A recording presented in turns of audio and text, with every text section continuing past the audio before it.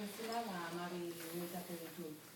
12 unitate horretan hizkuntzaren alderdi formala lantzen da.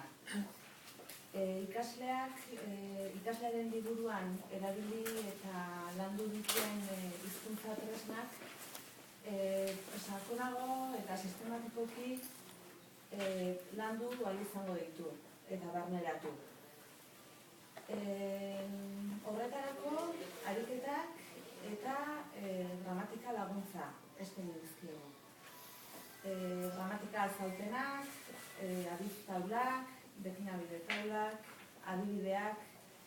Lehen itziarrek esan duen moduan, gramatika azalpenak badituzte ikasleen liburuan, baina hemen zabalago edo sakonago azalduko zaizkie. Azalpenak hemen ere gaztelaniaz emanak daude.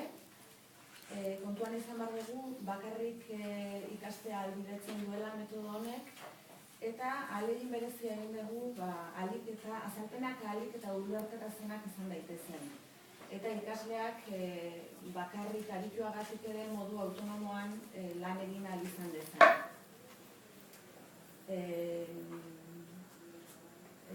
Hemen ere, eta itziarrek azaldu du, ikaslearen liburuan ere azalpenak euskaraz gero eta gehiago agertuko dela hemen ere berdin egingo da. Ariketei dagokienez, ariketak ez dira hutsuneak betetzeko ariketa soilak, ulertu gabe egin daitezkeenak, mekanikoki egiten direnak. Ariketak ariketa guztiak testuinguruan sartuta daude, eguneroko egoeretan oinarritutako egoerak dira, eta horrela ikasleak hizkuntza formak landuko ditu, baina konturatuko da eguneroko bizimodurako balio duela ikasten duen tresna horrek. Eta, Joseba? Lehen izan esan duen bezala, ni gehien bat alderdi metodologikoari dut kasu, eta aukera izan dut arian proiektua ezagutzeko, aiea zirriborrotan zegoen garaitik bukaera arte, eta hor, ikusi dut ibilbide interesgarri bat, eta batez ere, egileen aldetik oso ahalegin, arduratsua, hizkuntzaren irakaskuntzan beti kezka iturri diren alderdi batzuei erantzun egokiak emateko. Batzuk azpimarratzekotan, nik esan nuke batetik bereiek saiatu direla une oro ikaslea nolabait ikaskuntza prozesuaren ardatzean edo kokatzen. Alegia, arian materialean egiten dituzten proposamen horietan saiatu dira elementu motibagarriak, gida elementuak, hor txertatzen etengabe, besteak beste, bakarka arituko den horrek, nolabait galdu ez dezan adorea, eta ikus dezan beti, zein izan behar duen urrengo urratsa, eta nola egin dezaken lan, nolabait itziarrek esan duen bezala arrakasta edo lortzeko bide horretan, ez?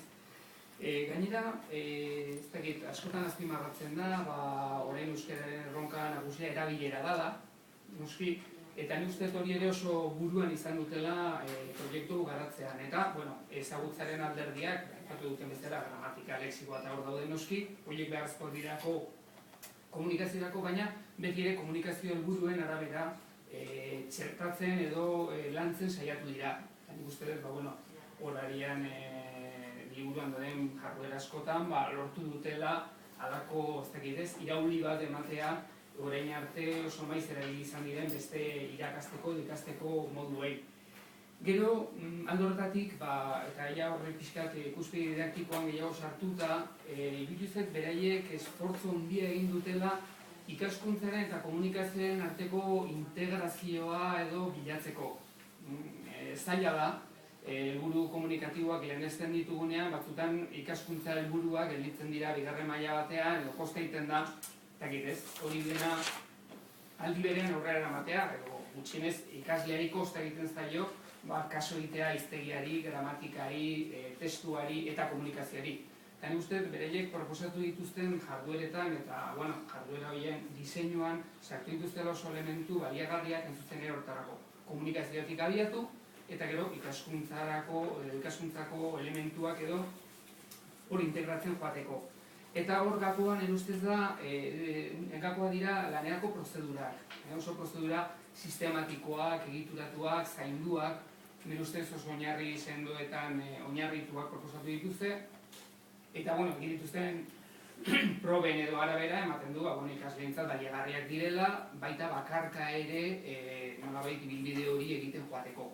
Eta, azken batean, nik uste bere kezka nagusia izan dela hipotesi honetatik abiatuta, alegia, egin dezagun material bat bakarka ere erabili ahal izango dana, baina, pixka bat aurreikusi dituzte egoera asko, euskaltegietako egoera, lehen aipatu du hezkuntza itziarrek hezkuntza arautuarena, ze, A-ereduak, B-ereduak hor daude, eta hor beharrak ere ez dira kasu guztietan beti berdinak, eta nik uste hori izan dutela buruan, eta erronka zaila zen, nik uste erronkari gutxien ez den horre batean hartu dietela tamaina, eta pensatzen dut euskara ikasle askok eskertuko dietela egin duten aldegina. Guztien beharrekin esmatuko zuten, baina bintzat ikusi dut saiatu direla eta ez diela konformatu burura etorri zaien lehenengo ideiarekin edo lehenengo proposamenarekin. Horrela dira lanean. Eskerrik asko. Galde erantzunetan sartu horretik, galdetu zenuten eta hau zein hotela, ez da? Hor dagoen laborren hori, txantxun zuen naiz eta argitaletxeko editorea.